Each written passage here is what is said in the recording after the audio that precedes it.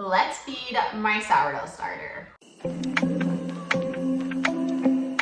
Hello friends, welcome back to my channel. Today I'm going to be showing you how to feed a sourdough starter. I'm showing you how I feed mine. Like I have mentioned before in my other video that I've made about sourdough, everyone does sourdough a little bit differently. So I'm going to show you how I feed my starter, but everyone does it a little bit differently.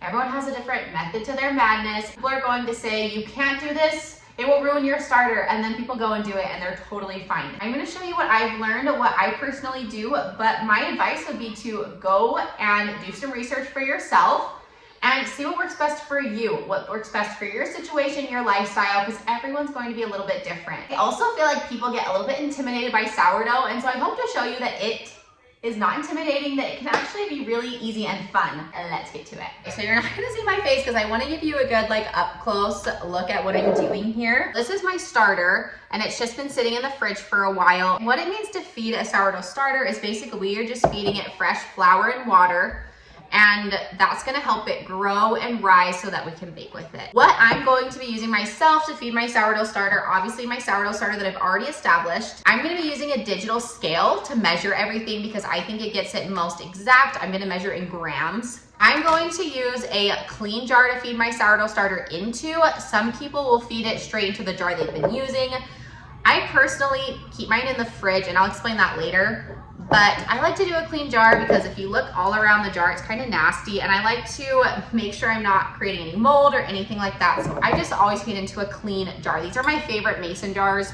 These are the Ball brand, and they have the wide mouth, which I love because if I need to hand wash them, I can get my hand in there really easily, and they're easy to mix as well. I can link these below for you guys on Amazon. Definitely great jars to start using sourdough with. The next thing you're going to need is some kind of lid. So it doesn't need to be this. I like these just because they're plastic and I can, wash them easily, put them in the fridge, they don't rust. But if you have a different kind of lid, just something to cover the top. Next, you are going to need something to stir your sourdough starter with. So this is one of those things where some people will say one thing, some will say another. So I personally have used different things. I've used wooden utensils, I've used spatulas, but I've also used metal knives to stir mine. Some people will say do not use metal knives, and they say that because they say it will kill your sourdough starter. I always have it, I've never had any issues. I just like this because it's sturdy and it does it well. So I use it and I have no issues. But some will say use a wooden utensil or a spatula. I've also used a wooden stick. You could use a wooden spoon, a spatula, either way, whatever works, just something to mix it with.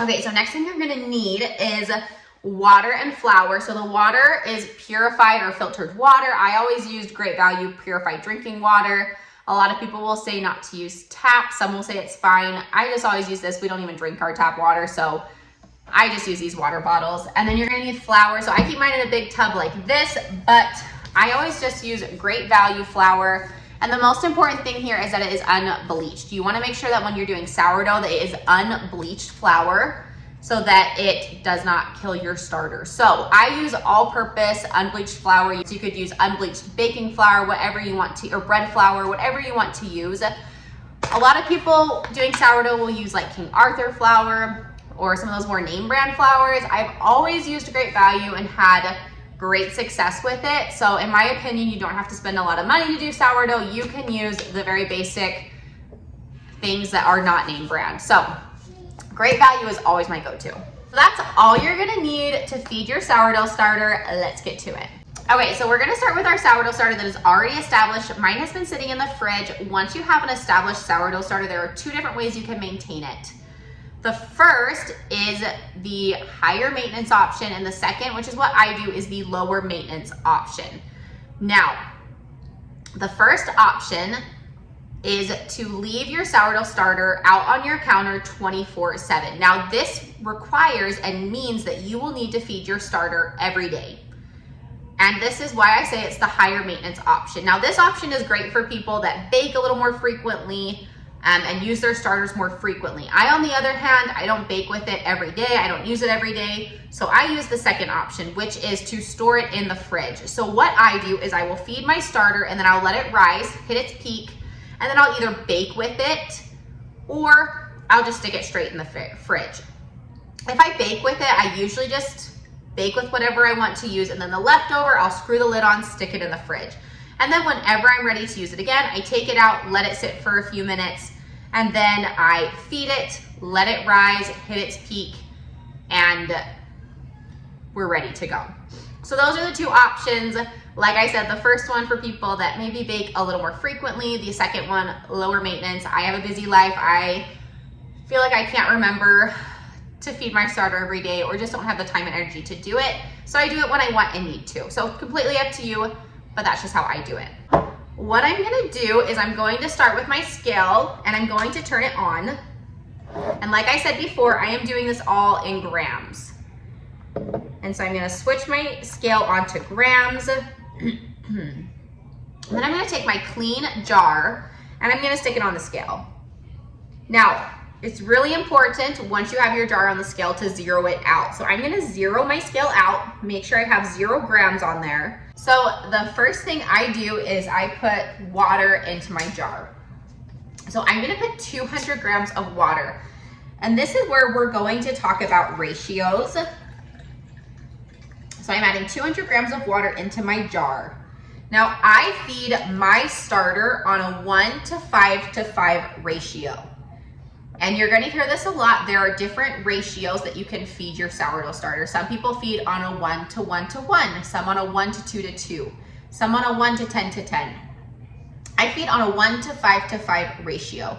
So that first number is going to be the amount of sourdough starter I'm adding to my jar.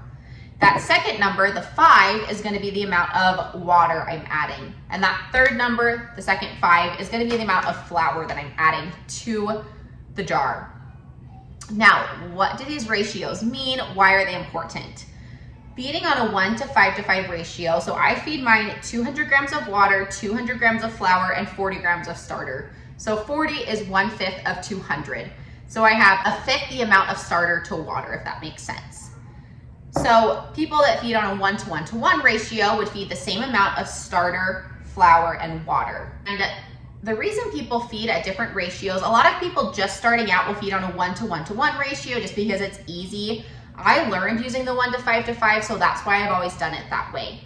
The reason people might feed on a different ratio is because, for example, the 1:1:1 ratio, equal parts of everything, it's going to rise and peak much faster than if you're feeding it on a 1:5:5.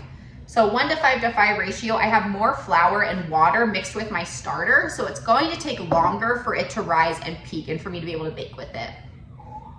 And there are different reasons you may do this. For one, if you want to bake quickly and soon, you may feed on a 1:1:1 ratio so that it will rise and peak a little bit quicker than if you fed on a 1:5:5.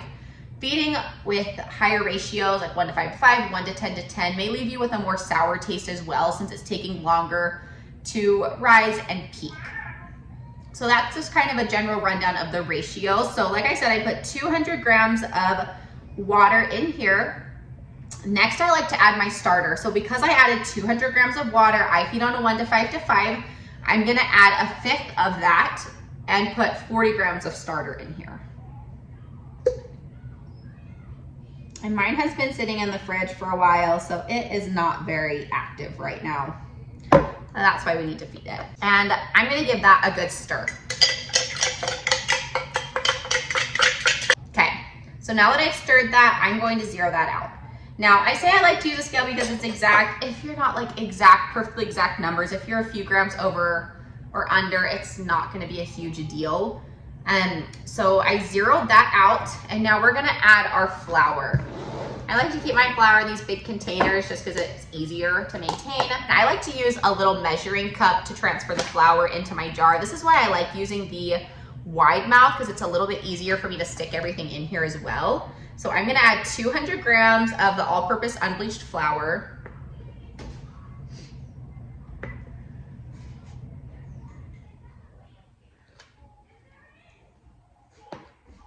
And the measuring cup, I'm not measuring the flour with this, I'm just using it to stick in because it's easier that way. Okay, so now that I have my flour in here, my 200 grams of flour, I'm gonna get rid of the scale, and I'm gonna take this and I'm gonna mix this all together. The important thing is to make sure that you are combining everything so that you are scraping the bottom, you're getting the sides. You want everything incorporated. And every so often, if you want to like scrape the sides down just to make sure everything's getting in there. And what we're going for is what they call a muffin batter consistency. So we want our sourdough starter to look like muffin batter or pancake batter. So some people will use a scale and try and get exact numbers. Some people will go off of feel and look, and they will just eyeball it. I'm not very good at that, so I personally don't do that. But if you are wanting to eyeball it and do it that way, you're gonna wanna get muffin batter consistency, and I'll show you what that looks like. Okay.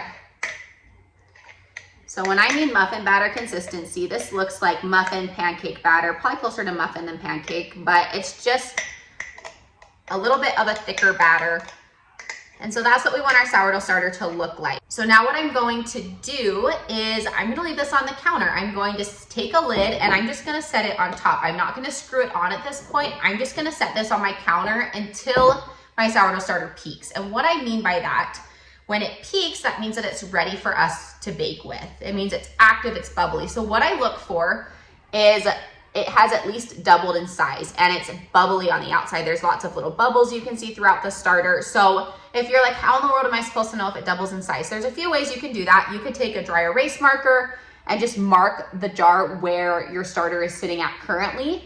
And then once you see it at least double past that, you're good to go. Or you can take a hairband or a rubber band and put it around the jar where it's sitting. And then you will also know once it's doubled in size and it's peaked. A lot of times too, you'll see it kind of domes over the top a little bit. So I'm gonna take this lid, set it on top, and I'm just gonna leave it on my counter until it does that. And then once it does, once it's bubbly, active, at least doubled in size, then you know it's ready to bake with. Now, once it's peaked, you can either decide to leave it on the counter. If you leave it on the counter, it is going to fall. If you haven't baked with it, if you don't feed it again, it's going to fall. Once it falls, then you're gonna wanna feed it again, obviously, so that's the counter method. If you're wanting to stick it in the fridge, what you can do is you can leave it on the counter until it peaks, and then you can either bake with it. If you bake with it, you're gonna use some, obviously. Whatever is left in the jar, you can just screw the lid on, stick it in the fridge. When you're ready to bake with that again, you can take it out, feed it again, and bake with it. When we bake with our starters, we want them to be active and bubbly and at peak. We want our baked goods to be delicious and as high of quality as we can get. So that's why we want a high quality starter as well. Now, if you're keeping it in the fridge, if you let this rise and peak and you're like, I don't wanna bake with it right now, you can still just screw the lid on and stick it in the fridge. If it's within a few days of the time you put it in the fridge and you wanna bake with it, you can take it out and let it sit at room temperature for a little while. And usually that will kind of liven it up, get the bubbles going. And if it's been a few days sitting in the fridge, you take it out. If it looks bubbly, I usually will still bake with it. But if not, if it looks like it's not active, not bubbly, you're gonna wanna feed it again. So it really just depends on what it looks like, and you'll get to know, you'll get to feel, and you'll understand as you go and as you learn what that looks like. But really do what's best for you. People are gonna tell you 1,000 different things, how to do sourdough, what's right, what's wrong. Find out what works best for you. If you fail along the way, it is just part of the process of learning, and you will grow and learn from it. So I'm gonna leave my starter on the counter. We're gonna look at it once it's bubbly and active and once it has at least doubled in size. I'll show you guys what that looks like. So this is what my starter looked like once it doubled in size and was ready to bake with and was active. You're gonna see tons of little bubbles along the side, and it will at least double in size. So there you have it, how to feed a sourdough starter. And like I said, everyone does this differently. This is just how I personally do it, but a lot of people, they're gonna do it a different way. So research, find out what works best for you, your life, your situation. Maybe you have the patience, the time, the energy to feed it every day and leave it on the counter, or maybe you're like me and you're just don't. So do what works best for you, no judgment either way. Thank you so much for being here. I hope this was helpful. If it was, please like and subscribe below for more videos like these. Have a great week. We'll see you guys soon.